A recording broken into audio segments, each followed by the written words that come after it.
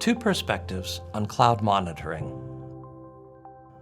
Public cloud service providers today offer an ever-growing litany of system monitoring utilities that deliver insights into processor utilization, network traffic, memory consumption, disk IOPS, giving you visibility into the infrastructure that supports your services, helping you to pinpoint any virtual instances that may be exhausting their resources, leading to system bottlenecks. On the other hand, in most cases, the service providers have no visibility into your applications and services.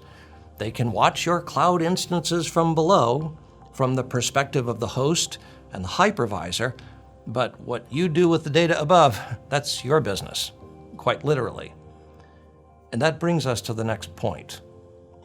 Service and application monitoring products, like those from NETSCOUT, inspect the app communications layer, looking at the services from above, watching the transactions on the wire between all the endpoints of the service. They're looking into complex transactions, identifying service dependencies, and applying service intelligence that converts the raw packets into smart data. This intelligence is necessarily above the service provider's range of vision, and yet, without that service level view, it's like buying a house but only inspecting the foundation. The foundation's important, but most of your life will be in the parts above, so you can't afford to ignore that part. As we discussed in an earlier video, you can access the packets in the cloud in several ways. You might leverage traffic mirroring from the service provider, or deploy monitoring software within some of the virtual machines. Maybe you'll connect to the edge of the cloud with taps and spans, or even use some combination of them. But whichever you choose, you'll have the necessary visibility into all the connections that link your services together. Then, by combining raw statistical data about the infrastructure below with smart application intelligence from the communication layers above, you can develop critical insights into how your services are operating, where you need to grow or shrink, and where problems may be imminent or even already occurring without your knowledge.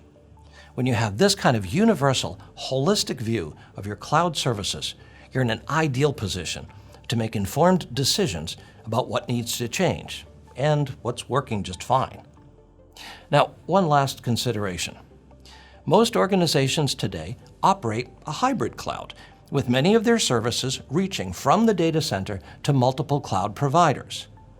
And migrating a service to the cloud always means change.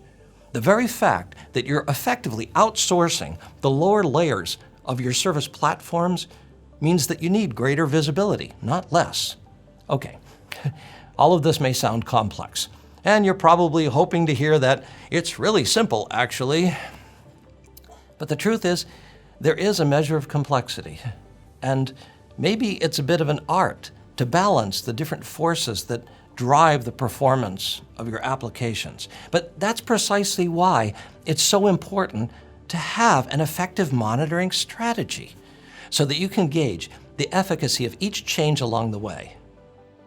In summary, service visibility, especially in the public cloud, means monitoring not just the underlying infrastructure, but also the business-critical services above, so that you can keep them up and running 24/7. Then your organization will be successful and you'll be the hero that made it happen. Until we meet again, happy migrating.